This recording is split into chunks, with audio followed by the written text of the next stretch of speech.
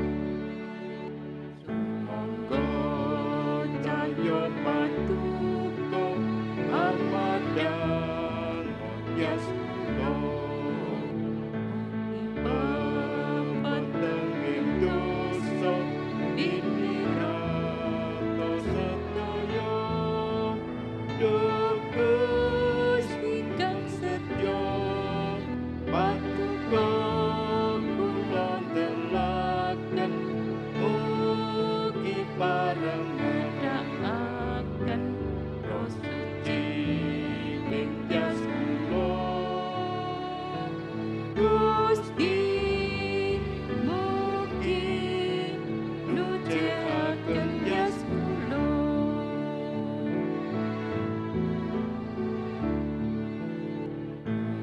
Irit tanpa kula manut pangre patuko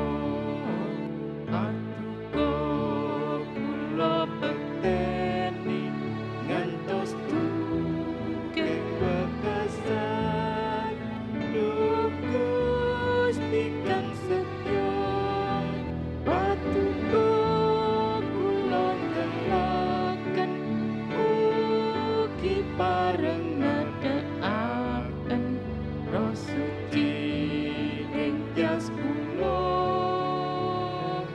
Gusti mugi nucikaken jas kula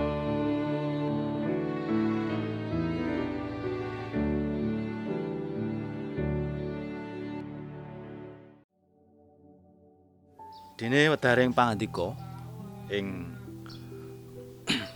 dinten menika kanthi jejer mituhu dhateng roh suci.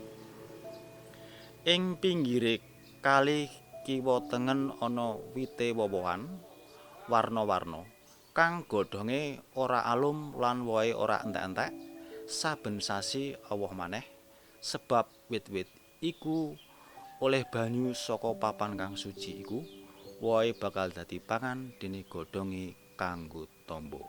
Yeskiel 57 ayat 12.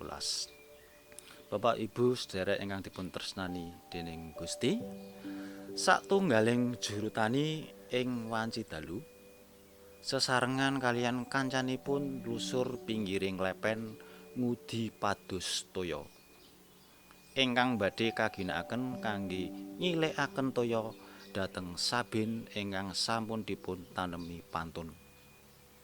Jalaran sabinipun wiwit garing kasatan toya. Saksampunipun sabin kala pikantuk toya, taneman pantun kala wau lajeng tuwuh kanthi sae lan dados subur. Nalika juru tani kala wau nglajengaken lusur lepen, piyambakipun kraos ngelak. Sasampunipun ngombe toya ingkang dipun bekta, piyambakipun lega, ngelakipun ical lan seger malih. Saking criyos ing inggil menika kita saged sinau bilih kados pundi wigatinipun toya tumraping manungsa lan sedaya titah. Tanpa toya sedaya badhe pejah. Kosok wangsulipun lumantar toya wonten gesang. Inggih menika ingkang dipun tingali dening Nabi Yeskiel wonten ing Yeskiel 57 ayat 1 dumugi 12. Ing wekdal semanten Gusti nuntun Yeskiel dhateng korining pedalaman suci. Piyambakipun lajeng mirsa wonten toya ingkang medal saking pedalaman suci. Ingkang tumuju dhateng tlatah wetan.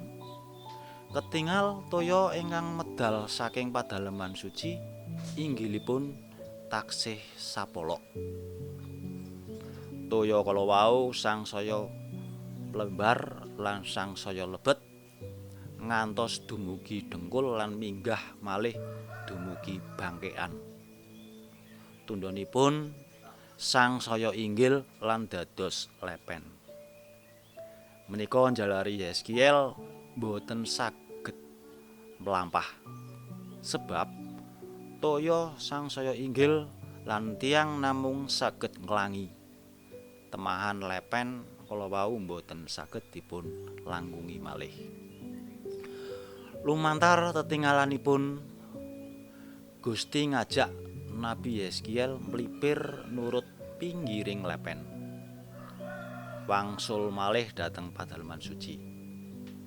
Nalika ing margi ketingal ing pinggiring lepen kiwa tengen sampun kathah wit-witan ingkang thukul.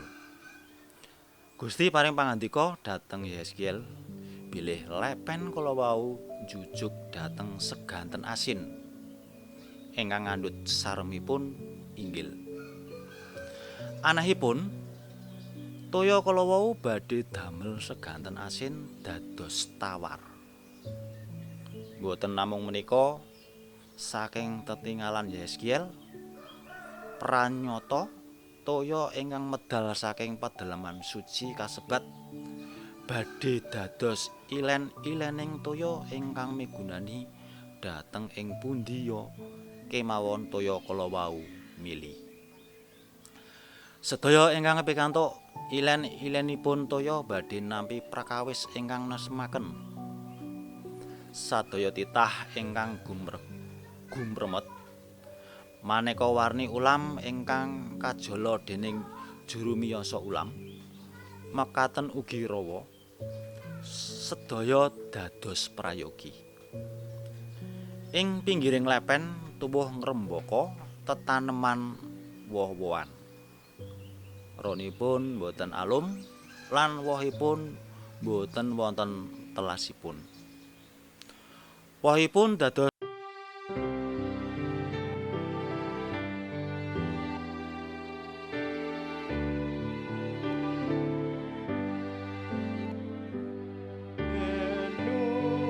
Nunggelan Gusti rinten dalu manalengkung tentrem arahayu kula mangantos Gusti siang pelayan ratri kanthi pitados Gusti Gusti berkahi.